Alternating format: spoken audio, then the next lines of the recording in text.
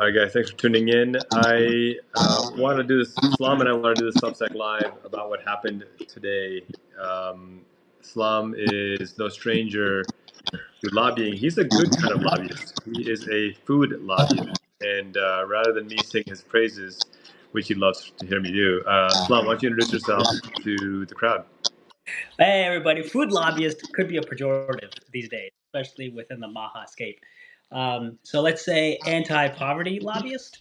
There we go. Uh, there we go. And what I've done for many years now is work to make public benefits like your government programs like SNAP, TANF, school meals more accessible, more effective, more available for people. So that's essentially who I am. Um, Good. And you've done some pretty awesome work in Virginia as well, expanding food access. Talk about that real quickly.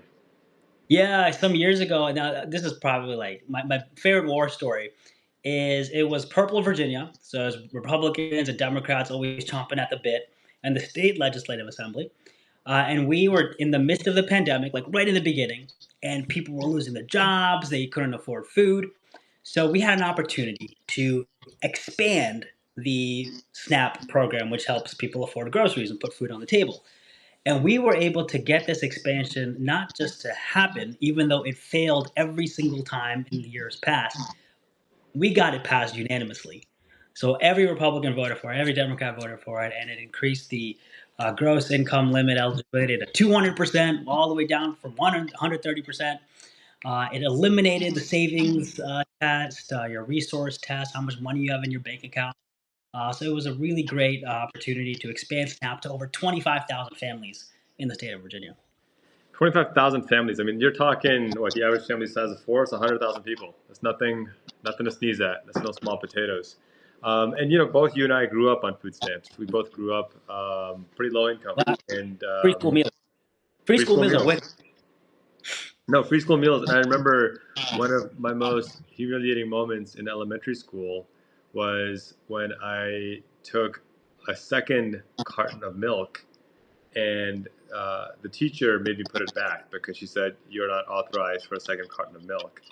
And I said, "But I'm still hungry." And she said, "I'm sorry, you have to put it back." And I had to, like, this walk of shame, back up, and I had to put it back. And I got no hate for that teacher. I mean, she was following the rules that they told her to follow. She didn't have to do that, to be perfectly honest. But it's just a broader system that you can make an 8-year-old kid have to put back milk because it wasn't authorized.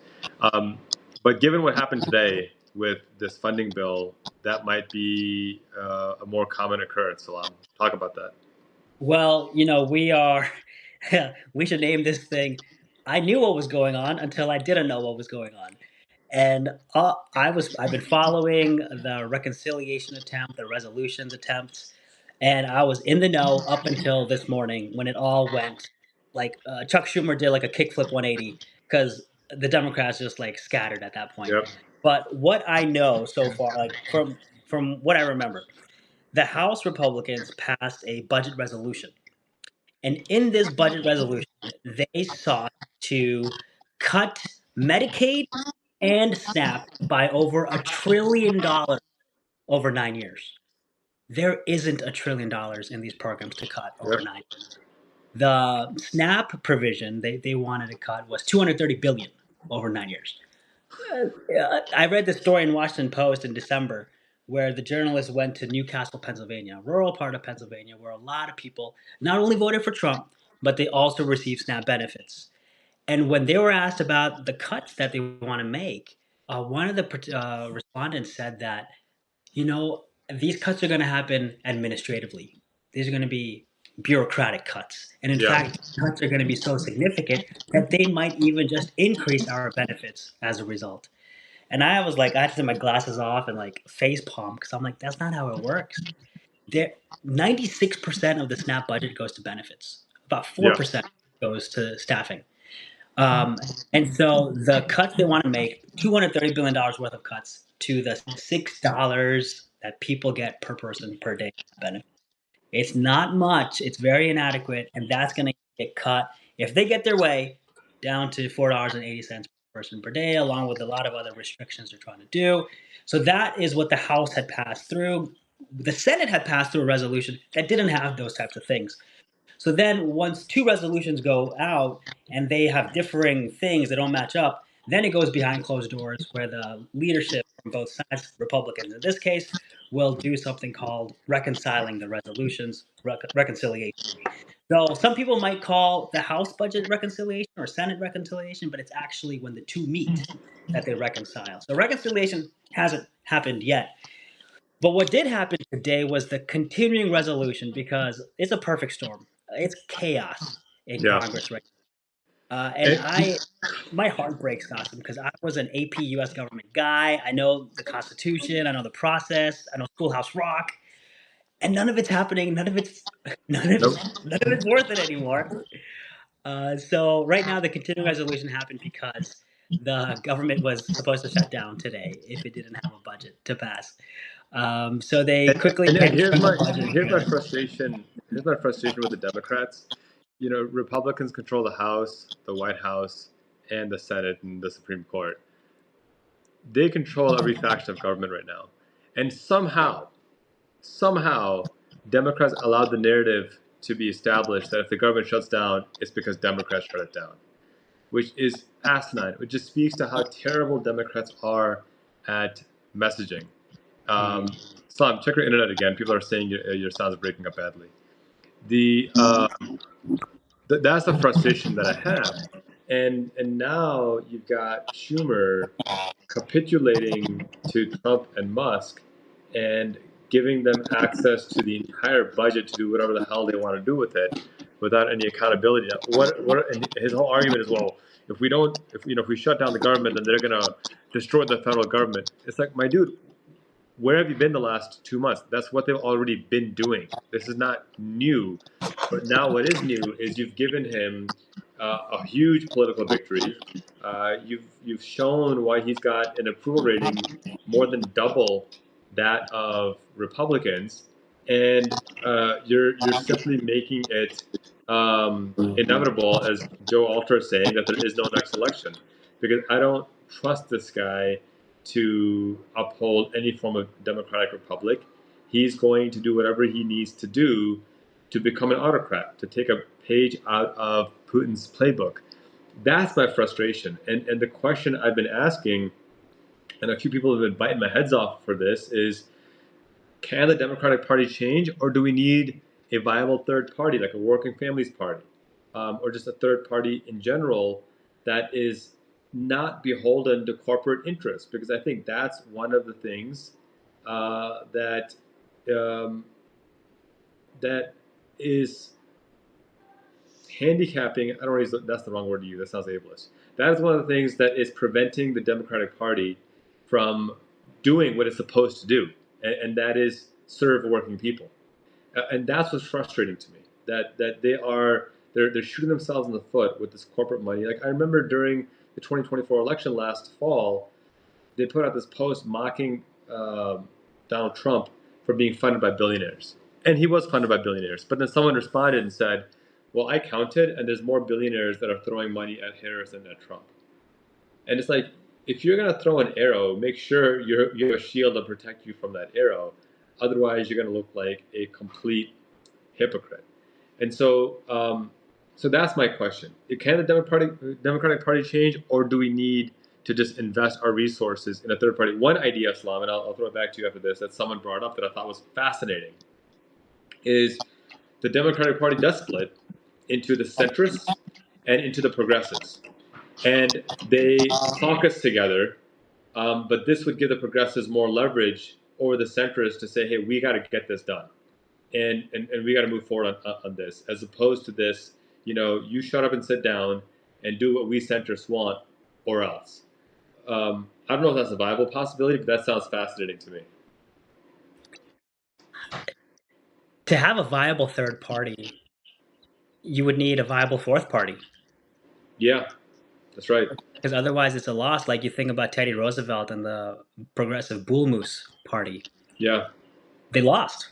It just there was too many votes on the other side. yeah. It's, Well, it, I think if you can have a progressive party, a centrist party, a Republican party, and a MAGA party, that could work. That'd be interesting. Yeah, unfortunately, the Republicans haven't made that split yet. No, I don't think they will either. I think they've been consumed by the MAGA party completely. It didn't show up in this last election. In fact, they doubled down almost. Yeah, yeah. What questions do you guys have? Zora, you need to get rid of the electoral college. Absolutely. I mean, the Republican or the electoral college is it's the legacy of white supremacy. It's the legacy of Jim Crow. There's no justifiable reason for the electoral college unless you want to uphold white supremacy, which unfortunately is something that a lot of politicians apparently like to do. Funny how that works out. I cannot understand these white men who are married to non-white women who are talking about white supremacy. Yeah, like this guy, this Congressman Brandon, what was his name? Trying to find it. This guy is married to Dinesh D'Souza's daughter, which I don't want to think about Dinesh D'Souza, but the convicted felon that Trump pardoned, married to his daughter, and he put out a tweet um, something about like multiculturalism will destroy America or something like that, and it's like, my dude, you're married to an Indian American woman. You have three biracial children. What the hell do you think that is? And and someone responded that, well, race and culture are two different things. I'm like, oh, now you understand nuance. Like now you get it. Like it's so basically people can be brown or black as long as they capitulate to whatever. I don't even want to say white culture. I said there's no such thing as white culture, and then someone responded, "Sir, how do you explain putting raisins in potato salad?" And I was like, "All right, fair point." I don't have an answer to that one, but the point is, like, there's German culture, there's French culture, there's Dutch culture. Celebrate those things, but there's no like white per se culture. And so, and if we talk about the American culture has always transformed and changed with immigration, with just the economic movements and social movements, and so there's no one American culture per se. And to insist that there is, I think, is just another form of white supremacy, which is what we're seeing as the main mantra of this presidency, this regime. Yeah, Gossip, let's go to today. What we saw the Senate pass the CR, Yeah. but some senators are saying it's not really a CR because it's including new things. It's not just funding the previous year stuff. Do you know by chance what they were referring to? What's the new things in there? Well, one of the new things is they put money back in for DC. They took a $1.1 billion out of DC, and the thing is, like, putting money back in for DC, it's such a self-serving statement because so many of these members of Congress have their second and third homes in DC, and they're like, well, if we cut 1.1 billion, it's going to affect my own home and personal property, so we can't have that. But the main elements of cutting funding for Medicaid and Medicare, and now eventually getting Social Security, are still very much on the chopping block. And Salam, that's what I'm worried about. I can see it turning violent. Um, they're talking about Social Security checks being cut off in 30 to 60 days. They're talking about Medicaid being cut off very soon as well. I can see it turning violent. I can see people being fed up, and just when you study world history, whether it's the Russian Revolution, the American Revolution, the French Revolution, one thing is consistent across culture, across time. One thing is consistent, that when you have such severe wealth and income inequality, where so few have so much and so many have so little, then the people who have so little, when they have nothing else to lose, the only people that actually lose are the wealthy, if you get my drift, right? Like, there's a reason why people are talking about bringing back the guillotine. And it's not because people love violence. It's because people, when you corner them and they have nowhere else to go and nothing else to do, Dr. King said that a riot is the voice of the unheard, right? And he was mocked relentlessly by white supremacists at that time. But he pointed out that a riot does not happen spontaneously. People aren't just living their lives happily and saying, you know what, let me go riot today. No, it's when you have pushed somebody and pushed somebody and pushed somebody and made them watch their children suffer and starve and made them watch their family members die because of a lack of basic health care. You're telling them that violence from the wealthy to the poor is acceptable in the forms of starvation and poverty, but you better not respond with violence either. And I think this is why Luigi Mangione is still has like a 90% approval rating across the country. As divided as this country is, people love Luigi. Why?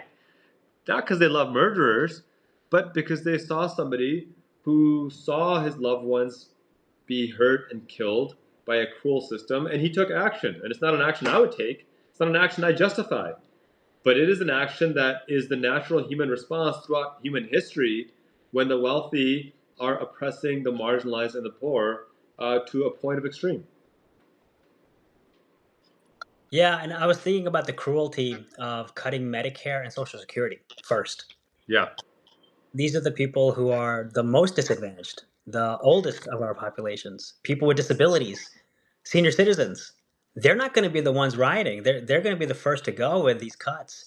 yeah, But the Republicans know, MAGA knows that they're not going to be able to do anything. And will their caretakers, will their loved ones be able to rise up and do something? Probably not, because everybody so far still hasn't done anything, that's right. because we're all living paycheck to paycheck, trying to make ends meet, and we can't unfortunately strike or miss a day of work because we need our health insurance, because health insurance is tied to our jobs. Yeah. So it is an absolutely perfect hurricane of a storm that we're all in, and it's about to blow. It's absolutely about to blow. Sandra just made a comment that there's nothing more dangerous than a man or woman with nothing left to lose. And Concerned Human says, I was at a Bernie rally in Michigan. The anger was palpable. Um, every weekend, I'm at the Tesla takedown protesting, ready to be handcuffed from Zora. This is it. I mean, I think, yeah, Dr. Amber Hall, Luigi has a higher approval rating than anyone in Washington. That's exactly right. He does. Growing up, Mario always had the higher approval rating, but to Now see it's Luigi Luigi. with a comeback, it's amazing. Look, Super Mario Brothers 2, I preferred Luigi over Mario any day. Luigi was a man. He could jump higher. He was faster. Mario was a schmuck. I don't know why you would pick Mario. Um, Look, Slam, you've got a Substack, and you write some great content on poverty. How can folks follow you on Substack? Yeah, I'm not sure how Substack Live works, but if there's a link on here, click on the link. Otherwise, I'm at a paycheck away. You can go to salambati.com, and that takes you right to my Substack. I might even be able to type it into the chat. You Oh, can, yeah. You go and type into the chat. I'll cool. talk about you. Slam and I go way back. We go back probably 20, 25 years, and we were both in law school at the same time. Slam graduated before me. You might even say he's my inspiration to go to law school. You Inspiration might for say life. that. Wouldn't be accurate, but you might say that. It But doesn't matter. You don't got to be accurate anymore. You just got to be loud enough. You just gotta be loud, yeah, and obnoxious. And I've always admired Slam's work for marginalized lower income communities. We've done a lot of work together in the pro bono space, and I encourage you guys to subscribe to him, to support him. He's one of the real deals out there.